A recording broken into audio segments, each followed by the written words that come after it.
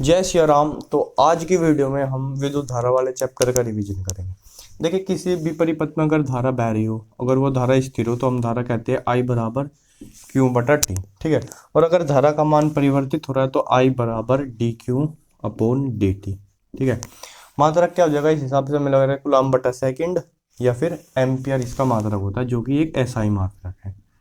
Sorry, मूल मात्रक है। एसआई मात्रक तो ये साथ में मूल मात्रक है। ठीक है। विमा क्या होगी इसकी, ए हो जाएगी। ठीक है।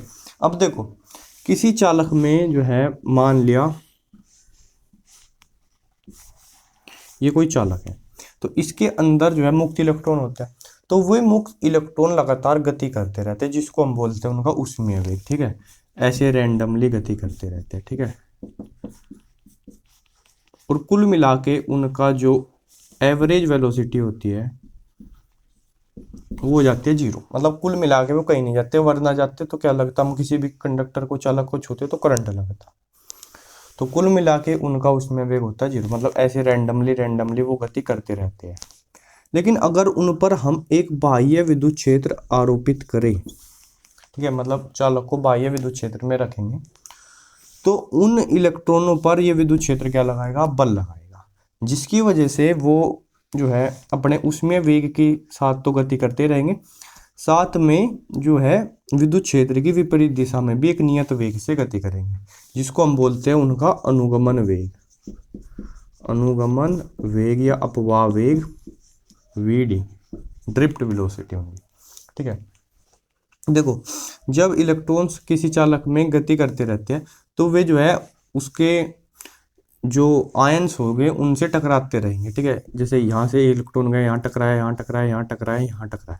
जैसे एक टक्कर यहाँ हुई, एक टक्कर यहाँ हुई थी, तो इनके बीच में जो, जिस रास्ते में दो टक्करों के बीच का जो रास्ता है उसको हम बोलते हैं मुक्त माध्य पथ। मुक्त माध्य पथ। और जो समय अंतराल है, समय अंतराल को हम बोलते हैं इसका श्रांति काल। ठीक है। क्या बोलते हैं, श्रांति काल। टो कर ली, टो से इसको रिप्रेजेंट करेंगे श्रांति काल को। अब देखो, जो विद्युत क्षेत्र इस इलेक्ट्रॉन पर बल लगाएगा, ठीक है, जिसकी वजह से अनुगमन, देखो एक इस चीज को देखो, जब विद्युत क्षेत्र नहीं है तो जो है बल ऐसे ऐसे वेग है, लेकिन जब विद्युत क्षेत्र है तो वो जो है कुछ उनकी गति क्या है, विद्युत क्षेत्र के विपरीत दिशा में भी लगी रहती है, जिसको अनुगमन वेग बोलते हैं। ओके। तो जब विद्युत क्षेत्र इलेक्ट्रॉन पर बल लगाया, वो त्वरित हुआ, वो जाके किसी से टकरा गया, फिर वहां से टक्कर क्या, फिर बल लगाया विद्युत क्षेत्र ने, फिर चला, फिर टकरा गया। तो जो श्रांति काल है, उसी समय तक क्या होता है, विद्युत क्षेत्र उसको जो है त्वरित कर पाता है। उसके बाद क्या हो जाता है, वो टक्कर मार के अपनी ऊर्जा खो देता है, फिर से उसको दोबारा विद्युत क्षेत्र को उसको त्वरित करना पड़ता है। ओके। मान लिया किसी इलेक्ट्रॉन का विद्युत क्षेत्र में बल के कारण जो है उसका वेग v1 है, वो बराबर क्या हो जाएगा, u1 plus a to 1। u1 या u1 है उसका ऊष्मीय वेग, जो कि उसके पास था ही पहले विद्युत क्षेत्र में। a जो है विद्युत क्षेत्र जो उस पर बल लगाएगा उसकी वजह से उसका त्वरण है, और टो 1 क्या है, उसका श्रांति काल है। ऐसे ही जो है v2 हो जाएगा u2 प्लस a टो 2। ठीक है। इसी तरीके से vn हो जाएगा un plus a tau n। तो अगर हम इन सब वेगों का औसत लेंगे, यानी v1 plus v2 plus v3 dot dot dot dot vn, तो उसकी वैल्यू क्या आ जाएगी, u1 plus u2 plus un तक, और plus a to 1 plus tau 2 plus tau n। ठीक है। ये तो सब वेग का होगा ही हो। अब औसत लेना है, n वेग है तो n से इसको हम डिवाइड कर देंगे। ओके। और हमें पता है उसमें वेग तो सबका मिलके क्या हो जाता है, जीरो हो जाता है। ठीक है। कुल मिला के औसत उसमें वेग जीरो होता है, तो इसकी वैल्यू तो हो जाएगी जीरो प्लस a टो 1 टो 2 टो, इन सबका श्रांति काल का एवरेज, तो इसको हम बोल सकते हैं टो एवरेज। ठीक है। और ये जो सब के वेगों का औसत आया है, इसी को हम बोलेंगे अपना अनुगमन वेग vd।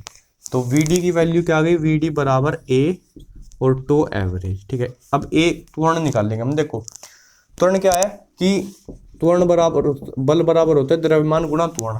m क्या है, इलेक्ट्रॉन का द्रव्यमान, a जो है उसका त्वरण है। इलेक्ट्रॉन पर बल कितना लग रहा है, उसका आवेश जो है ई है और विद्युत क्षेत्र ई, और माइनस हम लगा देते हैं जिससे पता चलता है कि विद्युत क्षेत्र की विपरीत दिशा में इसमें बल लग रहा है, बराबर एम ए। ठीक है, तो ए त्वरण निकालना है, एम डिवाइड में चला जाएगा, माइनस ई बटा एम, बराबर आ गया ए के। दिख भी रहा था क्या नीचे को अभी तक तो। ठीक है, तो ए की वैल्यू क्या आ गई, माइनस ई बटा एम।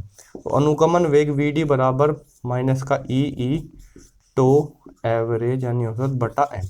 ये हो जाता है अनुगमन वेग और विद्युत क्षेत्र के बीच में संबंध, ये निकालना आ जाता है अनुगमन वेग और विद्युत क्षेत्र के बीच में रिलेशन। ओके, नोट करो इसको। अब हम निकालेंगे धारा और अनुगमन वेग में संबंध। मान लिया ये जो एक चालक है, इसको बाह्य विद्युत क्षेत्र लगाया गया है इसमें ई। ठीक है, इसकी वजह से इसके जो इलेक्ट्रॉन है ये विद्युत क्षेत्र की विपरीत दिशा में गति करने लगेंगे अनुगमन वेग से। ठीक है, इसका जो अनुप्रस्थ काट का क्षेत्रफल है ए है, इसकी पूरे की लंबाई एल है। ठीक है, और इसमें मुक्त इलेक्ट्रॉन घनत्व तो एन है, मतलब प्रति एकांक आयतन में 1 मीटर क्यूब में कितने मुक्त इलेक्ट्रॉन मिलेंगे, तो एन मिलेंगे। ओके, अब देखो dt समय में इलेक्ट्रॉन कितनी दूरी तय करेंगे, इलेक्ट्रॉन दूरी तय करेंगे v इंटू डी टी। ठीक है, वी डी उनका अनुगमन वेग है वी डी और समय कितना है डी टी, तो वी डी गुणा डी टी, इतनी दूरी तय करेंगे डी टी समय में। ओके, और तो ये पृष्ठ क्षेत्रफल कितना है ए, तो कितने आयतन को जो है उन्होंने क्रॉस किया, वो होगा वी डी गुणा डी टी और गुणा ए। ठीक है, मतलब डी टी समय में प्रवाहित आवेश, डी टी समय में प्रवाहित आवेश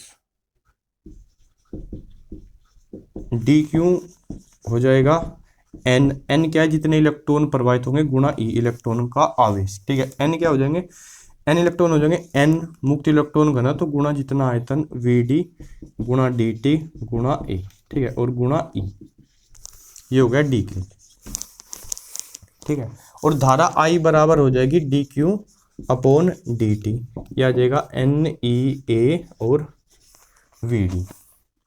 ठीक है, यह आ गई धारा और अनुगमन वेग में संबंध, आई बराबर N E A V D. अब ओके, अब अगर मैं इस ए को इधर ले जाऊं डिवाइड में, ठीक है, देखो इसको इधर मिटा देते हैं, आई बटा ए बराबर एन ई वी डी। तो आई बटा ए इसको बोलते हैं हम धारा घनत्व। ठीक है, क्या बोलते हैं, धारा घनत्व जे, और इसको जे से रिप्रेजेंट करते हैं, तो जे बराबर एन ई वी डी। ठीक है, ध्यान रखना जे का मात्रक क्या हो जाएगा, जे बराबर आई बटा ए है, मात्रक हो जाएगा इसका एम्पियर बटा मीटर स्क्वायर। ठीक है, एम्पियर बटा मीटर स्क्वायर, और ये एक सदिश राशि है, मतलब हम धारा को रिप्रेजेंट करते हैं जे वेक्टर और ए वेक्टर के डॉट प्रोडक्ट से। धारा सदिश है लेकिन जो जे है वो एक सदिश राशि है, मात्रक इसका एम्पियर बटा मीटर स्क्वायर है। अब देखो अगर मैं एक सेकेंड इस रिलेशन को अभी ये पर एक सेकेंड थाम के रखेंगे। अब देखो आगे हम पढ़ते हैं ओम का नियम। ओम का नियम पता ही है, ओम का नियम क्या है, ओम का नियम वो है V बराबर आई आर। ठीक है, यानी धारा, एक साइड धारा ले विभवांतर ले, उनके बीच में ग्राफ क्या होता है, एक सीधी रेखा होता है, और जो है इसकी ढाल क्या है, ये तो आई बटा वी हो जाएगा, आई बटा वी की ढाल तो चालकता हो जाएगी। अगर हम इधर वी लेंगे इधर आई लेंगे तो जो ढाल होगी वो क्या होगा, मेरा प्रतिरोध होगा। ठीक है, प्रतिरोध क्या है, एक नियतांक है, कांस्टेंट है। ठीक है, किसी भी चालक के लिए। अब देखो ओम के नियम की उत्पत्ति हम करेंगे। ठीक है, इसको प्रूव करेंगे। तो देखो वैसे ये काम करता है केवल धात्विक चालकों के लिए। यहाँ से करेंगे आई बराबर N E A V D, और वी डी क्या था, वी डी बराबर था ई टो बटा एम। ठीक है, माइनस तो बस इसलिए था कि बल उल्टा लग रहा है ना, विद्युत क्षेत्र के मतलब अपोजिट दिशा में अनुगमन वेग, माइनस तो वही बता रहा था, हमें वैल्यू लेनी है सिर्फ। तो ये वैल्यू यहाँ पर रखेंगे, आई बराबर N E A into V D की वैल्यू क्या है, ई टो बटा एम। ठीक है, ओके, इसको मिटा देते हैं। अगर हमने V विभवांतर लगाया है तो विद्युत क्षेत्र V बराबर हो जाएगा E बराबर V बटा L क्या है, चालक की लंबाई है। ठीक है, तो E की वैल्यू V बटा L कर देंगे, I बराबर N E square A tau, E की वैल्यू क्या है V बटा L है और नीचे M है। ठीक है, अब I को इधर डिवाइड में लेके आएंगे, बाकी सब चीज़ को इधर ले आएंगे, तो क्या हो जाएगा ML बटा NE स्क्वायर A टो बराबर हो जाएगा V अपॉन I। ठीक है, और ये सारा का सारा क्या है, ये M इलेक्ट्रॉन का द्रव्यमान कांस्टेंट, चालक की लंबाई कांस्टेंट, मुक्त इलेक्ट्रॉन घनत्व कांस्टेंट, इलेक्ट्रॉन का आवेश कांस्टेंट, उसका अनुप्रस्थ काट का क्षेत्रफल कांस्टेंट, अनुगमन वेग तो विश्रांति काल कांस्टेंट, तो ये सब के सब कांस्टेंट है, इसलिए बराबर ये क्या है, एक नियतांक है। तो ये हो गया ओम के नियम की उत्पत्ति। ठीक है, एक तो ओम का नियम हमने ऐसे लिख दिया, V बटा आई बराबर ML बटे NE स्क्वायर A टू, है ना। अभी देखना एक सेकंड, एक बार इसको मिटा देते हैं। तो जो ML बटा NE स्क्वायर A टू है, इसी को हम क्या बोलते हैं, अपना R प्रतिरोध। ठीक है, इसमें भी L बटा A के अलावा जो मतलब इस साइड ले जाऊं, M बटे NE स्क्वायर टू बराबर RA मल्टीप्लाई में बटा L डिवाइड में, इसको हम बोलते हैं रो यानी प्रतिरोधकता। ठीक है, जो कि जो उसकी लंबाई और क्षेत्रफल पे भी डिपेंड नहीं करती, सिर्फ क्या पड़ता है, पदार्थ पे डिपेंड करती है ये चीज़। ठीक है, क्योंकि पदार्थ पे डिपेंड करेगा उसका मुक्त इलेक्ट्रॉन घनत्व और उसके लिए सरांति काल। ठीक है, ये एवरेज है उस सरांति काल, ये भी ध्यान रखना। तो ये होता है रो, तो यहाँ से फॉर्मूला आ जाएगा L अगर मल्टीप्लाई में जाए A डिवाइड में, तो R बराबर रो L बटा A। ठीक है, ये फॉर्मूला हो जाएगा, नोट करने की बात है भी। अब जो है V बराबर मेरा क्या था, IR, R बराबर रो L बटा A, ये है। ठीक है, तो ये लिख देता हूँ मैं, V बराबर I और रो L बटा A। I बटा A ये होता है धारा घनत्व J। ठीक है, और V बटा L को इधर डिवाइड में ले जाए, V बटा L बराबर J और रो। ठीक है, ये होता है मेरा विद्युत क्षेत्र E। ठीक है, E, तो ये हो गया E बराबर J इंटू रो क्या है, प्रतिरोधकता। इसको उल्टा इधर डिवाइड में ले जाए अगर, तो E बटा रो बराबर J। ठीक है, और 1 बटा रो प्रतिरोधकता का उल्टा होता है चालकता, प्रतिरोधकता का उल्टा। यहाँ से रो को भी हम डिफाइन कर सकते हैं, रो बराबर क्या हो जाएगा, E बटा J बराबर रो, यानी विद्युत क्षेत्र और धारा घनत्व का अनुपात क्या कहलाता है, विशिष्ट प्रतिरोधकता कहलाती है ना। और 1 बटा रो होता है विशिष्ट चालकता। ठीक है, तो 1 बटा रो की जगह सिग्मा E बराबर J। ठीक है, ये भी एक ओम का नियम है। ठीक है, ये भी क्या है, ओम के नियम का ये एक्सप्रेशन है, दिख रहा है नीचे का। ठीक है, यहाँ तक तो ओम का नियम का ही ये भी एक एक्सप्रेशन है, J बराबर सिग्मा E। ठीक है, अब इस चीज को यहाँ पे उपयोग करते हैं, J बराबर सिग्मा E, बैठो तो इसको। ओके, तो सिग्मा E बराबर हो जाएगा NeVd। अगर मैं इस E को डिवाइड में ले जाऊँ तो सिग्मा बराबर NeVd बटा E। जो Vd बटा E है, इसको मैं लिखता हूँ Vd बटा E होती है म्यू यानी गतिशीलता। ठीक है, वो जो आवेश वाहक है मेरा, उसकी गतिशीलता कितनी है, वो होती है उसके अनुगमन वेग और विद्युत क्षेत्र का अनुपात। ठीक है, अनुगमन वेग और विद्युत क्षेत्र का अनुपात होती है गतिशीलता। मात्रा क्या हो जाएगा इसका, अनुगमन वेग का मीटर प्रति सेकंड और इसका वोल्ट प्रति मीटर, तो मीटर स्क्वायर बटा वोल्ट सेकंड, ये मात्रक हो जाएगा, है ना, मीटर स्क्वायर बटा वोल्ट सेकंड।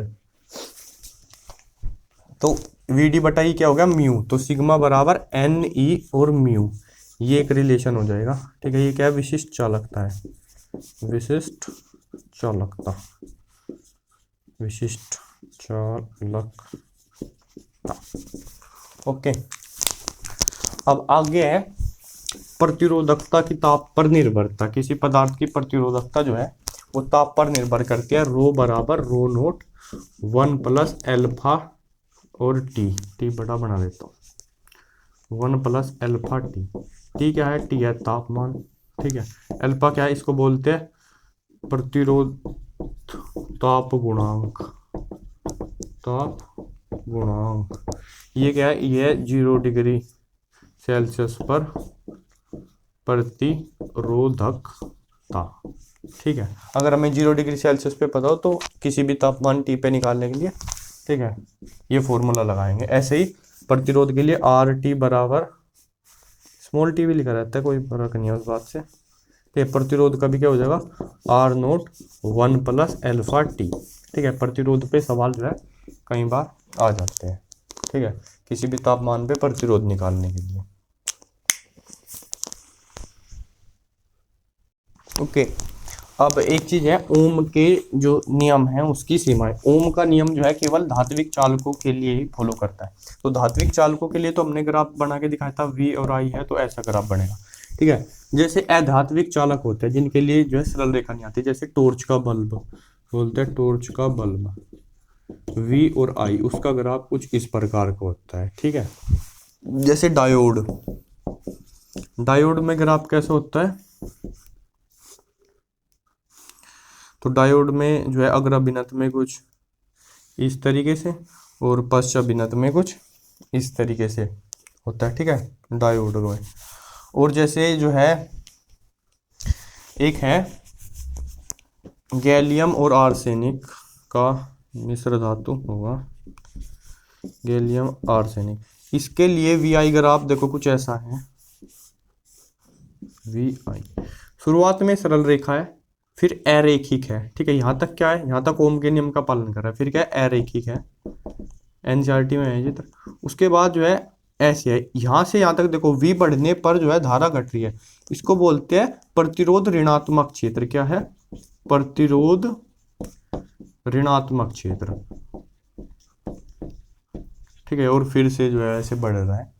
तो देखो इनका जो प्रतिरोध होता है वो जो है कांस्टेंट तो है नहीं, जैसे धात्विक चालकों में कांस्टेंट है, तो इनका प्रतिरोध विभवांतर बदलने से बदलता है। तो इनका जो प्रतिरोध होता है इसको बोलते हैं गत्यात्मक प्रतिरोध। ठीक है, क्या बोलते हैं, गत्यात्मक प्रतिरोध। ये होता है डेल्टा V और डेल्टा I का अनुपात, यानी अगर विभवांतर में डेल्टा V परिवर्तन किया और उससे धारा में परिवर्तन डेल्टा I हुआ तो उसका जो अनुपात होगा वो क्या होगा, गत्यात्मक प्रतिरोध होगा। ठीक है, तो ये जो है विद्युत धारा वाला चैप्टर का रिवीजन हुआ। अब अगली वीडियो में अगले चैप्टर का। जय श्री राम।